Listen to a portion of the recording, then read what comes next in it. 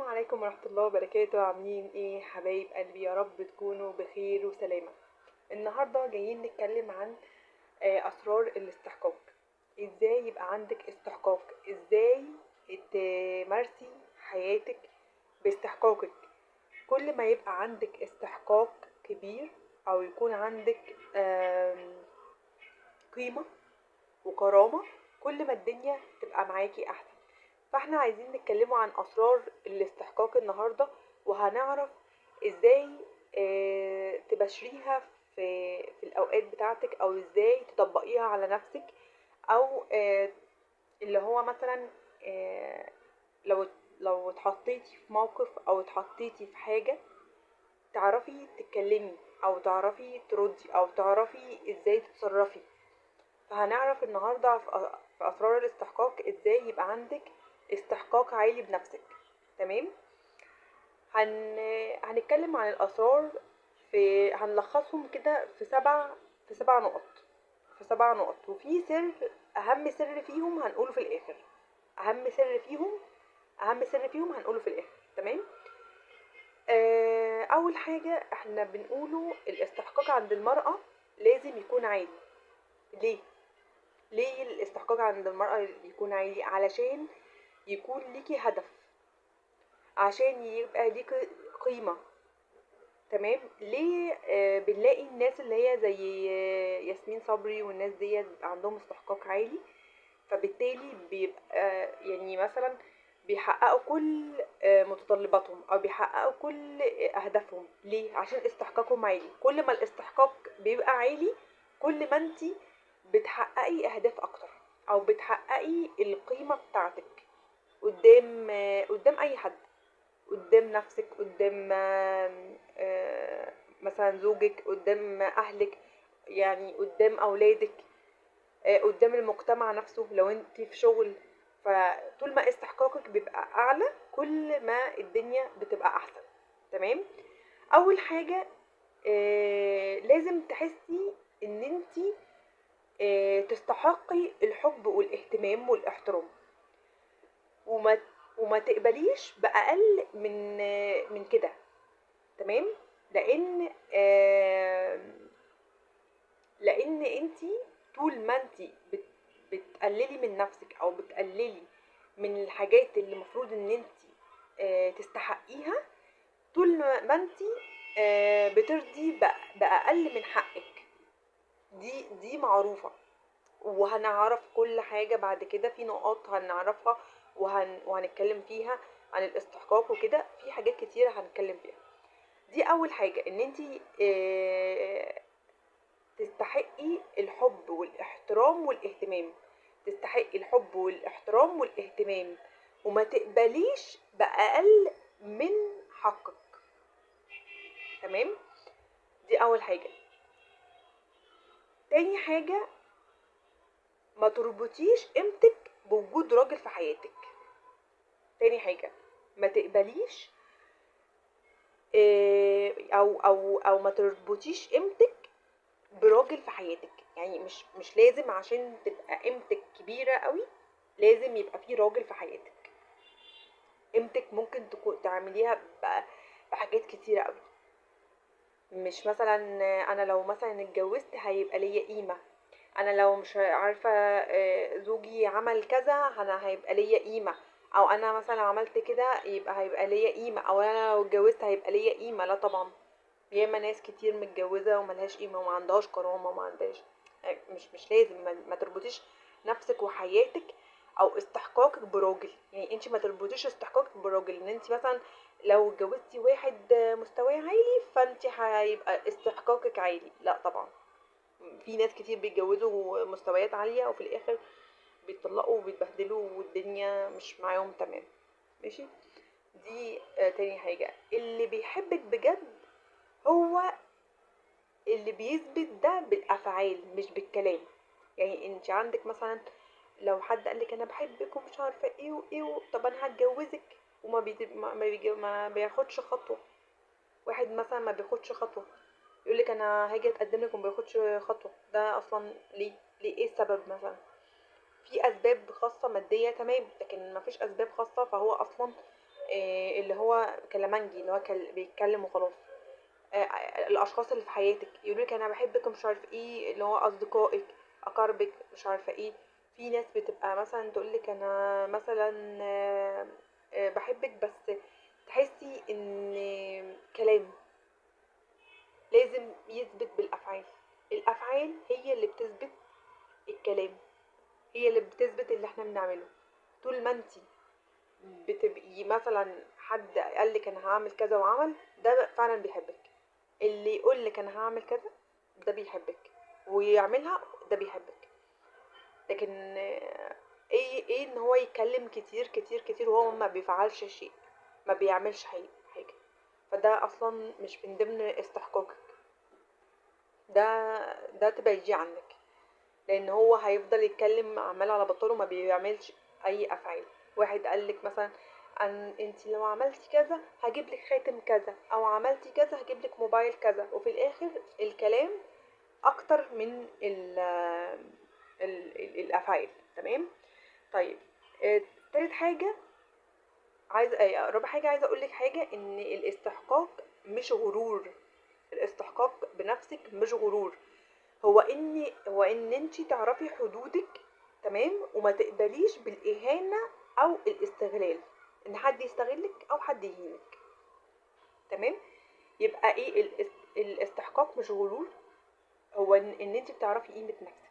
الاستحقاق ده انا اعرف قيمه نفسي، حتى لو انا عرفت قيمه نفسي فاللي قدامي هيقدرني. طول ما انا اعرف قيمه نفسي، تمام، اللي قدامي هيقدرني. مش هعرف قيمه نفسي ومش هدي لنفسي قيمه، محدش هيقدرني او محدش هيشوفني باللي انا شايفاه. لكن هتقللي من نفسك، تمام، هيبقى في اهانه، هيستغلوكي، هيدوكي فوق دماغك، هيعملوا اي حاجه. المهم ان هما يعني المهم ان انتي في الاخر كل ده هتلاقيه اهانه، هتلاقيه استغلال، هتلاقي ناس تانية اقل في مستواكي او اقل من مستواكي بيتعاملوا احسن معامله، وهم ما يستحقوش ده. تمام. وانت اللي تستحقي كل ده، وفي الاخر ايه، شايفه نفسك ان انت قليله، وانت اصلا بنت ناس، او شيء، او انت مثلا بنت اهلك كويسين، اهلك ربوكي، اهلك، وحاسه ان اللي مش كويسه او اللي مش الناس اقل بكتير، تمام، هما اللي ليه بقى؟ عشان هما عندهم استحقاق بنفسهم، عاطين نفسهم قيمه اكتر من قيمتهم، وهم اصلا ملهمش قيمه. ماشي. اه... اهتمي بنفسك، اهتمي بنفسك وشكلك وحياتك واهدافك. تمام. مش عشان ترضي الطرف الاخر. انت كل ده بتعمليه مش عشان ترضي الطرف الاخر، انت كل ده بتعمليه علشان نفسك انت، مش عشان ترضي طرف اخر خالص يعني. تمام. انا بعمل كل ده عشان اهتم بنفسي، عشان نفسي، عشان حياتي، علشان اشوف نفسي، عشان صحتي، علشان اولادي، علشان حياتي انا. لكن ما اعملش كل دوت علشان خاطر شخص اخر، عشان ارضي شخص اخر. ما الشخص الاخر ده ممكن ما يعني اللي انا بعمله ده في الاخر ولا حاجه، ولا حاجه.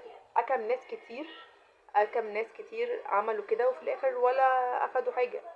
يعني ما يعني عملوا اكتر وبذلوا اكتر وفي الاخر ما خدوش حاجه لارضاء الاخرين، وفي الاخر ما خدوش حاجه. ف ف يعني ما ترضيش الطرف الاخر على حساب نفسك،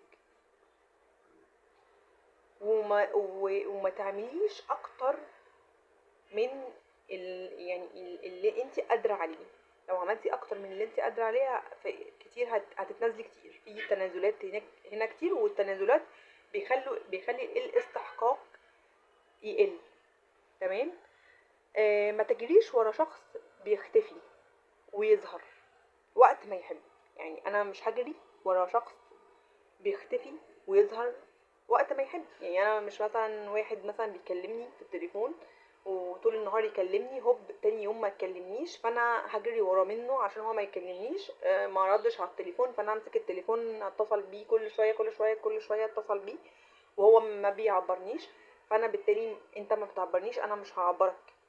من الاخر دي واحد زائد واحد هيساوي اتنين. لكن انا امسك التليفون واجري ورا منه ان انا اكلمه هو اصلا مش بيعبرني، ان هو مثلا بيختفي شويه ويظهر شويه، بيبقى فيه معاه اشخاص اخرى. يعني انا مثلا بكلم واحد فهو معاه شخص اخر، فالشخص الاخر اخد اهتماماته فهو بيكلمني وقت ما يحب، ووقت ما يحب ما يكلمنيش، وقت ما يحب يكلمني هيكلمني. لا طبعا، لا طبعا، دي بتقلل من استحقاقاتك، ودي بتخليه ان هو يشوف ان انتي واحده وقت ما يحب يكلمها، وقت ما يحب يجي لها، وقت ما يحب يقول لها تعالي تعالي اكلمك، يلا ننزل، يلا نخرج، يلا يلا يلا. ايام مش موجود، ايام ما يختفي ما يكلمنيش، هوب لما التانية تسيبه يرجع لي. فدي لا. يبقى انا ما اجريش ورا حد بيختفي ويظهر على مزاجه، وقت ما يحب ان هو يظهر او يكلمني، لا طبعا. طبعا. في حاجات لازم تقولي عليها لا من غير ما تحسي بالذنب. ماشي؟ لو الحاجة دي هتتعارض مع كرامتك هتقولي لا. الحاجة دي بتتعارض مع كرامتك هتقولي لا. لكن لو قلتي طبعا هتحسي بإهانة وعدم استحقاق، هيقل طبعا منك، الدنيا معاكي مش هتتظبط. لا، في حاجة مش حاسة بيها، او حاسة ان هي هتضايقني او هتعمل معايا حاجة مش كويسة مثلا، هقول لا من غير ما احس بالذنب ان هو هيزعل مني. لو قلت لا هيزعلوا مني، لو قلت مش عارف ايه هيزعلوا مني، لو قلت كذا هيزعلوا مني، لو قلت لا مش رايحة هيزعلوا مني. لا طبعا، لا طبعا. الحاجة اللي انتي مش عاوزاها هتقولي عليها لا. طبعا لو هي بتتعارض مع كرامتك، يعني مثلا حد ما عزمكيش وجا تاني يوم قالك طب تعالي ومش عارفه ايه، وهو عزم ناس كتير، فانتي عشان ما تحسيش بالذنب اروح وخلاص، وانتي حاسه ان هو ما قدركيش وعزمك زي التانيين ما عزمهم في الاول او كده، او عزم وما عزمش وطب تعالي عشان انا نسيت فانا لا طبعا، لا، لا طبعا، لا طبعا. آه، ما تحاوليش تقنعي حد بقيمتك. يعني الشخص المناسب هو اللي هيشوف قيمتك من غير مطاردة. يعني بمعنى ان انتي ما تبينيش ان انتي واو، وتبيني ان انتي قيمتك عالية وان انا اعمل واسوي وعشان يعرف قيمتي عشان مش عارفة ايه. لا، هو اصلا لو عايز يشوف قيمتك هيشوفها من غير مطاردة. تمام؟ وما تقنعهوش بشخصيتك، ما تقنعهوش بقيمتك، ما تقنعهوش ان انت شخص كويس او انت لا، هو هيشوف من نفسه من غير مطالبه، هو لازم يشوف من نفسه. ما شافش يبقى طز فيه، مش مشكله، مش مشكله عندنا. مش لازم ان هو يعني يقدرني ويعرف قيمتي، لان هو اصلا مش شايفني. لو هو شايفني هيشوفني، يعني هيقدرني. لو يعني لو هو بيحبني وشايفني هيعرف ويقدرني، غير كده مش هيقدرني. طيب، اهم سر بقى في الموضوع قبل ما نقفل، اهم سر في الموضوع ان المرأة اللي بتعرف قيمتها لا تجعل قبول الرجل لها هو الدليل على انها تستحق.